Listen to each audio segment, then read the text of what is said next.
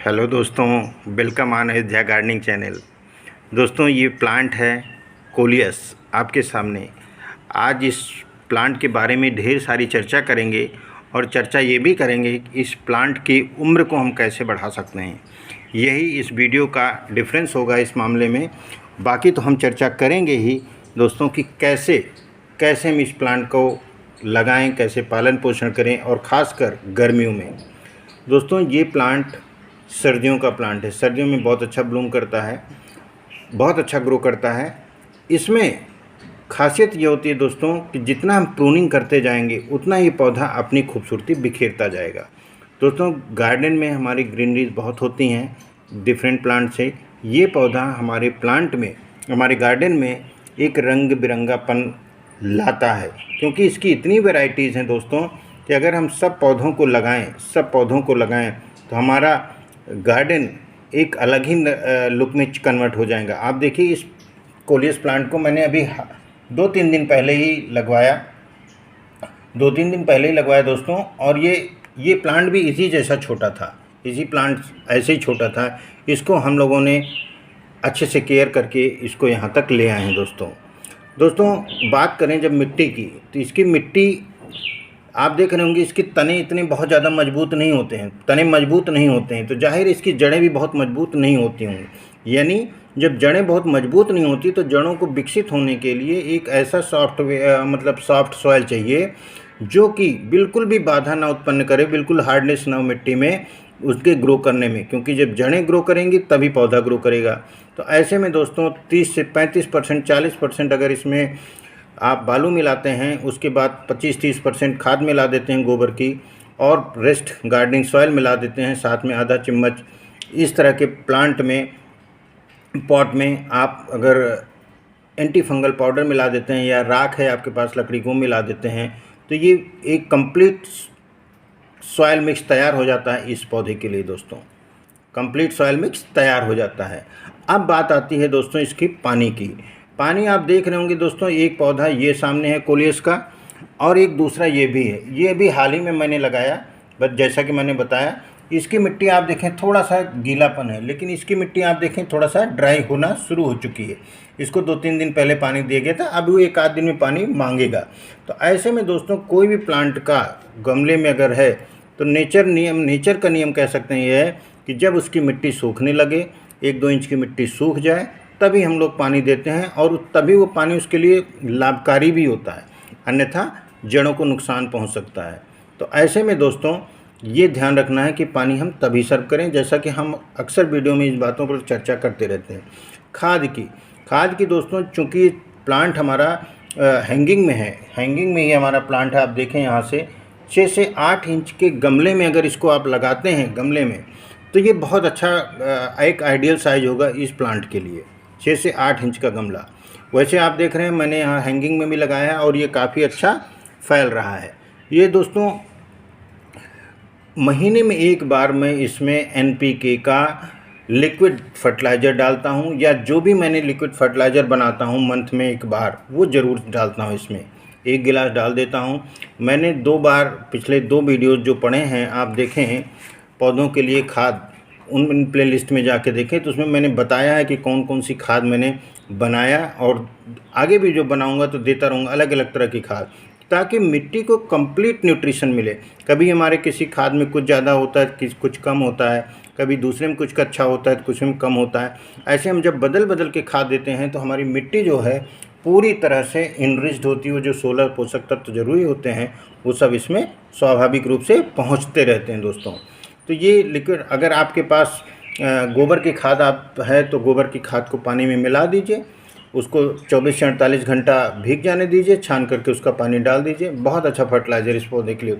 इसकी पत्तियां दोस्तों, जितना इनमें कलर आएगा, जो इनका नेचुरल कलर है, आप देखें ये पत्तियां थोड़ा इधर मुड़ी हुई हैं, ये एक्चुअल कलर इनका ये है।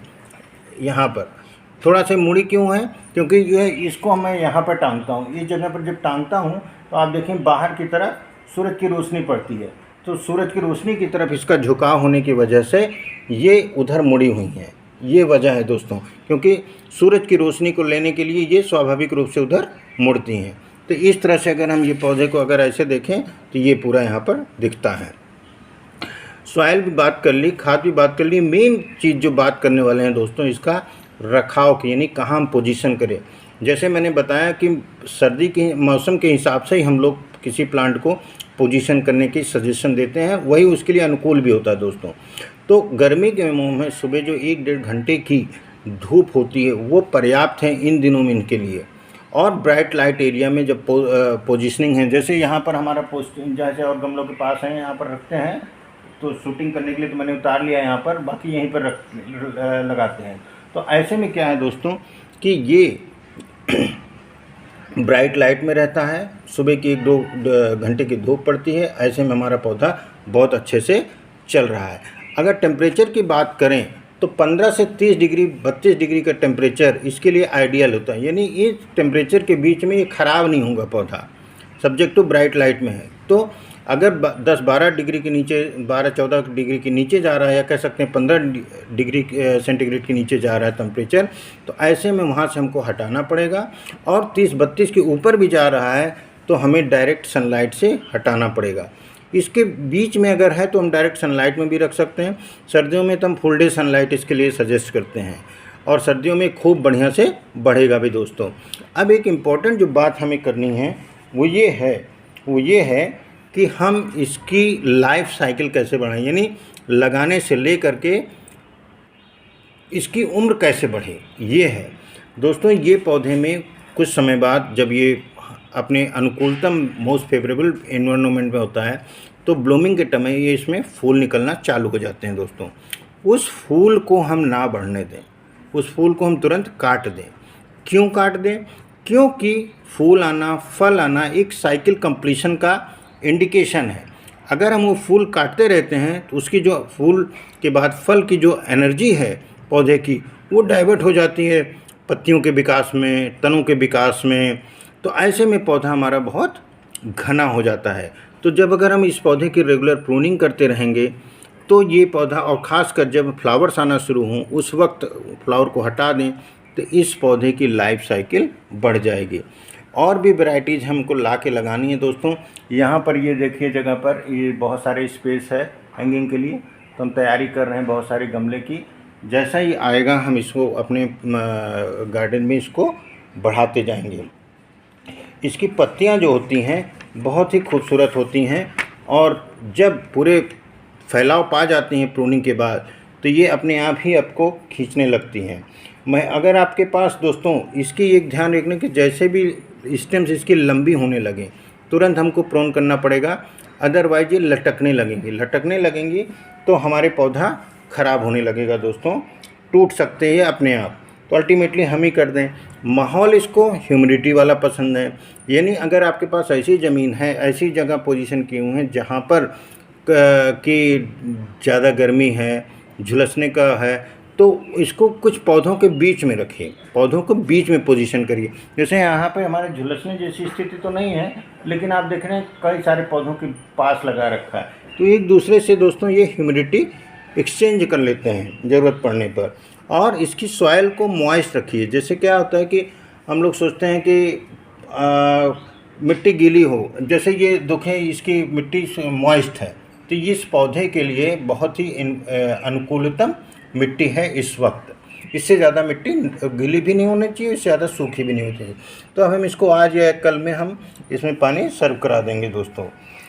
मई जून में भी कटिंग लगा सकते हैं, यानी अगर हम इसको यहाँ से कट करें, यहाँ से हम कट करें और इसको इसकी पत्तियों से यहाँ पर हम ऐसे इसको लगाएं तो ये दोस्तों जनरेट हो जाएगा, इसमें धीरे धीरे जड़ें आ जाएंगी। बस हमें ध्यान ये रखना पड़ेगा दोस्तों कि ये धूप में ना रहे, धूप में जनरेशन जड़ों का नहीं हो पाएगा।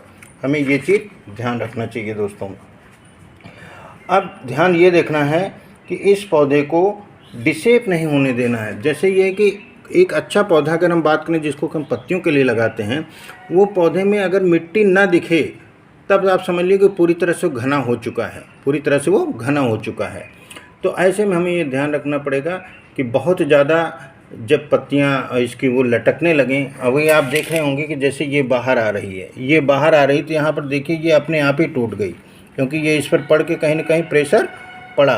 तो इसको कोई बात नहीं है, हम इसको यहाँ एक डली और ये डाली और टूट गई।